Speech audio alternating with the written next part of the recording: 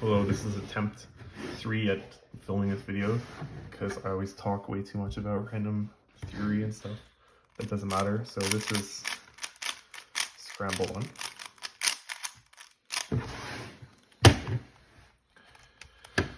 Let's start corners here, here, and then need a cycle break somewhere.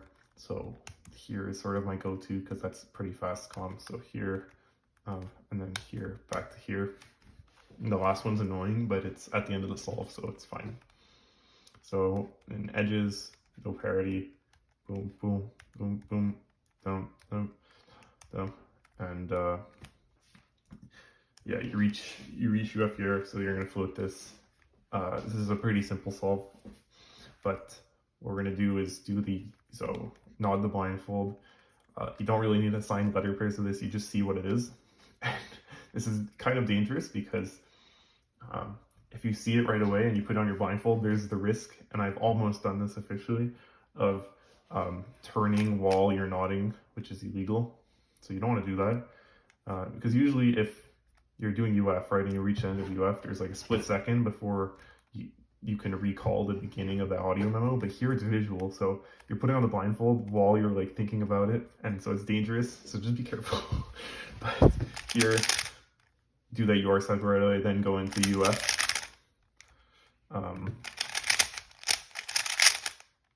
This Alika's made me not hate this case, which is R prime, UI prime, boom, like that. And so this is like super good edges, by the way. Let's go into corners, keep it regripless. I'm not a big fan of the Gianfranco algorithm, sadly. Here, I think what would be better would be to go to here and then go to BDR and then come back, because that's two really good comps, but we've sort of committed to this, and it's fine because it cancels at the end. But if I want to talk about just for a second things I've been thinking about in terms of theory crafting, let's undo that.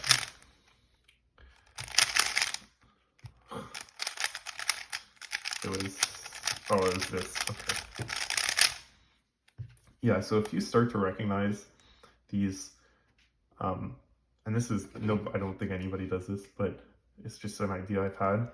But if you have like twisted two swaps like this and twisted two swap here, you can start to recognize how you can convert those in terms of letters. So here at the end, I would have K, O, P, and it doesn't matter what letter scheme you use, but if you start to recognize like, oh, this is this specific two swap, you could say, okay, I could convert KOP to some other thing and then do nog differently. So here I'd be able to convert it to like PTW.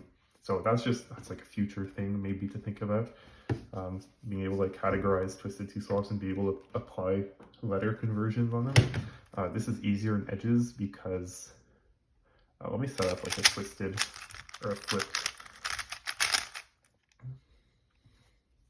Because yeah, there's no in corners there's two ways you can twist a corner. In edges there's only one way you can flip an edge, so it's easier to do it. So if I want it, and like I do this now, like, obviously if you want to apply like a letter conversion to this, you could go like, here's like LU and then RDUL. I'm bad at those letter names, but instead of going like, I'll just do in mine, IYKD, it's very obvious you can do IDVQ. And so being able to apply that to corners may be an interesting thing to do in the future. Here it doesn't matter because we cancel and it's pretty fast.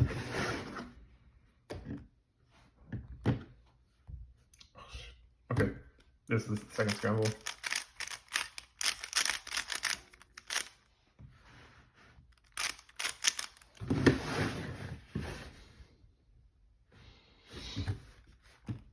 This is annoying.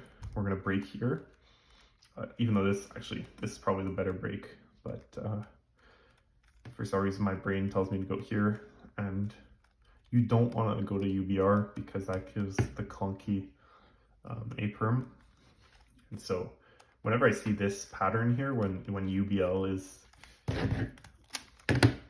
in UBR like this, I always go to BUR because that forces pretty fast things. So we're going to go there, and then that, I mean, that gives us that thing we avoided anyway. And we go back there, and that's corners. Had we gone here, it actually would have been worse, so we made the right choice. There's no way to know that. Edges, flipped. Okay, this is interesting. Flipped buffer, and we have like a couple columns left. So what I might do here is just go to UL to take advantage of the ability to visualize last two pairs and speed up memo a bit. I mean, a time save in memo is a time save in a solve. We always focus on, oh, what, like, how can I do this, like, weird, like, alg faster? What the hell is it? I don't use that, by the way, obviously. We always focus on that, but sometimes we have to focus on how can we save time in memorization. So sometimes doing this floating thing is good, but sometimes it could it can be bad for you as well. Anyway, so I would do, as we talked about last, I'll do the floating right away while keeping in mind not to do an illegal Don. So when we reach this last column in this flip cycle, we actually have like 2 different ways we can do it, or 4 different ways, because we can go here, here, we could go here, here, go here, here, here, here. 3 of those ways will result in a flip, 1 flip in this, somewhere in this UL thing, and 1 of the ways will result in a 4 flip. And so 4 flip theory, I guess, is still a work in progress. Not very successful, but maybe it'll be good someday. So if I had this 4 flip, I'd have these 4, which is like not the best. Okay, ignore what I just did there. Yeah, that was terrible. But so the 4 flip way would be to go here and then here, right? Oh, I did the UF version, and I would leave the 4 flip. But unless there's something really, really good, like this, it's not usually good to leave the 4 flip. We could go here and then here, which would leave the flip here. We could go here and then here, which would leave the flip here in this DL. Or we could go here and then here, that would leave the flip FL. And so we just want to choose the one that will lead to the fastest column pretty much, because we're going to break into it during UF.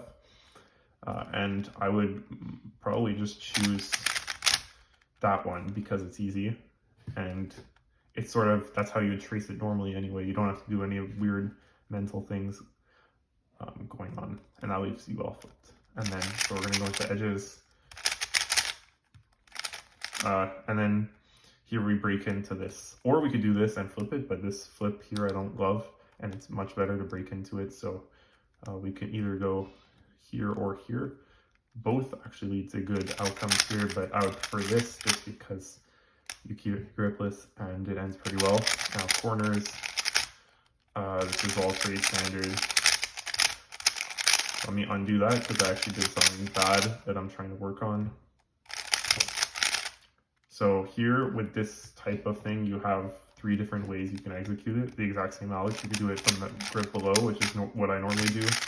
You can do just this type of thing, which I'm not great at, or you could do it on top, which I'm also not great at.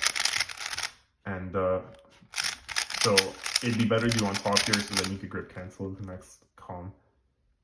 But yeah, so that's all. Hopefully we'll get parity on this one, so we didn't get parity on the last 2.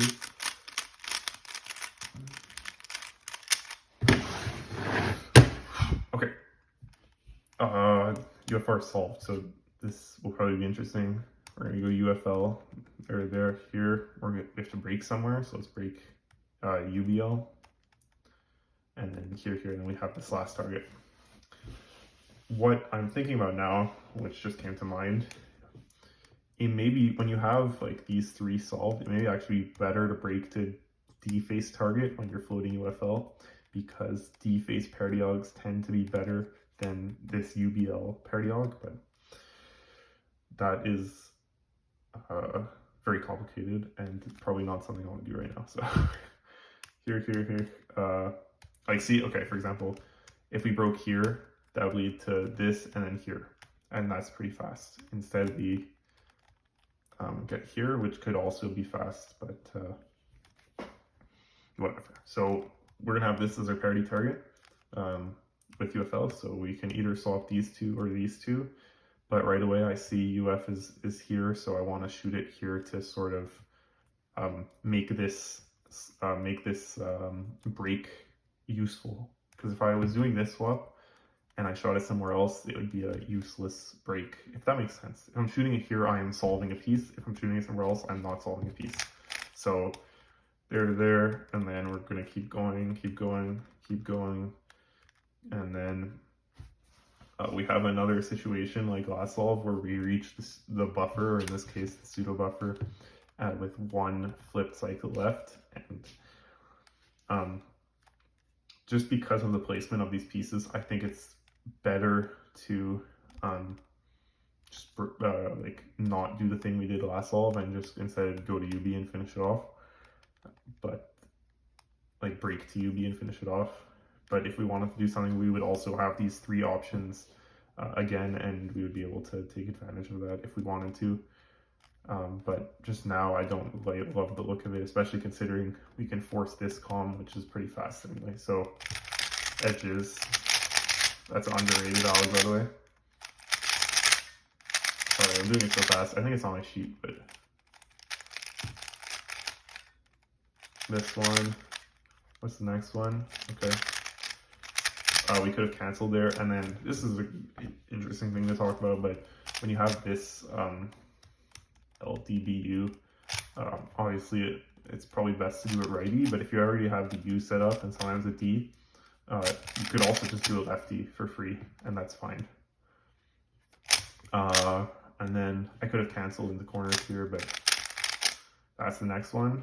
I don't know if there's a better way to do that case. There might be. Okay, anyway. Next, here, and then this alg, and there may be better alg for that. I don't know, but anyway.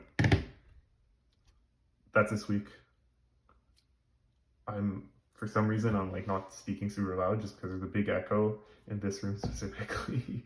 But when I get to my more acoustically padded room at home, hopefully I'll have more energy in the next videos. So thanks.